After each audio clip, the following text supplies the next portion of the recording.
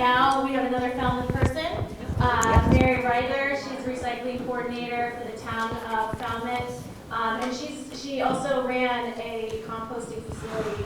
And so we're going to get her perspective on that business model and what her challenges were. And then we're going to move into Sean Bowen, who's with MDAR. And then we're going to hear from Rosie Warburton from Black Earth Compost. So, Mary? Okay, great, thank you. Can you hear me okay?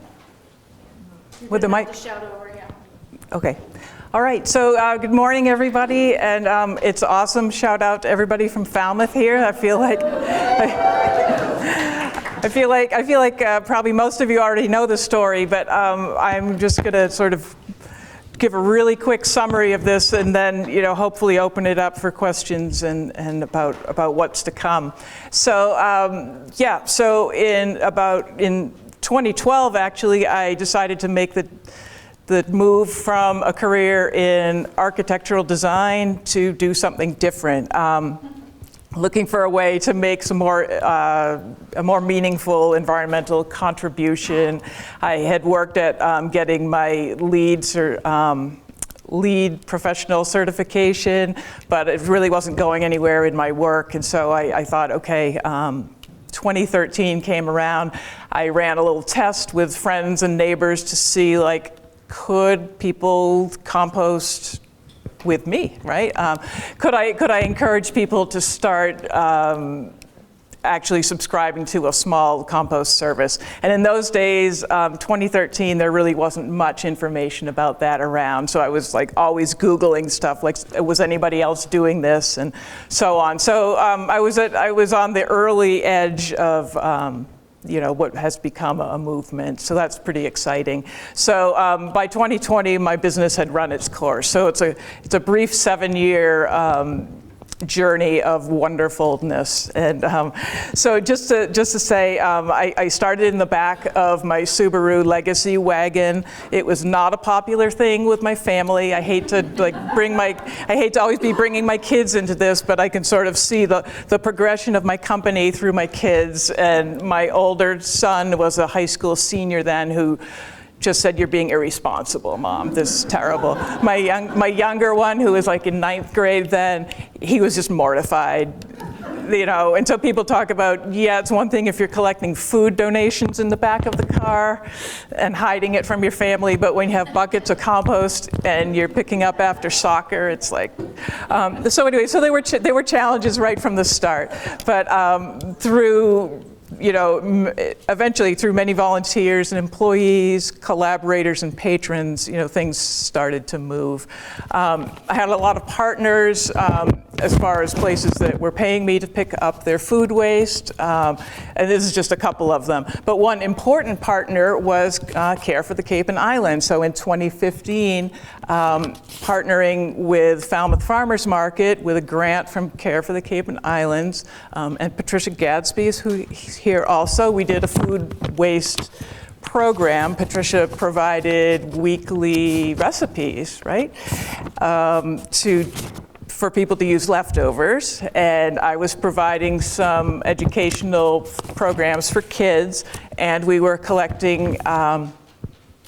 actually collecting compost at the market. So those three signs in the back were from 2015 is the first one on the left, 2016 is the middle one, 2017 is the last one. So we started in 2015 with this program, and I made a little compost bin, and the first few weeks there was not much, and then I started weighing it. So this is the one time that I ever actually weighed everything. And so we collected up through the however many weeks the market goes. Anyway, basically through April through October. And the first year we did pretty well. The second year we did over 1,000 pounds. And you can see that I ran out of space on my, Keep going. Okay, I ran out of space on my sign, and I had to add weights with a little stick up on the top there because we went off the chart basically. And the last year I planned for a ton, and so we did make over a ton. We made 22,000 plus. I can't remember. I can't read from here. But so anyway, so that was a a really big move, and it got so many people involved. It got a lot of visibility, it got press, and it was just wonderful. But I did also work with institutions, MBL, Woods Hole Oceanographic. They both started composting at events, and MBL in their kitchen at their dining room. And so, yeah, there are just so many people that were out there. Let me just think of who else. Yeah, and so it never would have happened without many, many young adults who helped out. Summertime, we did collect by bike. The legacy wagon got taken out of the fleet pretty quickly. I did have a number of teenagers and 20-somethings that would ride a bike during the summer months. Ford Ranger, and then Ford F-150. And then that's where we start getting into the challenges. So for any composter, I mean, everybody knows the elephant in the room is that there's no space. So I worked on my family's farm, which is a 10-acre Christmas tree farm in West Falmouth. It's huge by local standards for farms now, but for composting, not so much. So I was working on about 1 acre of that farm.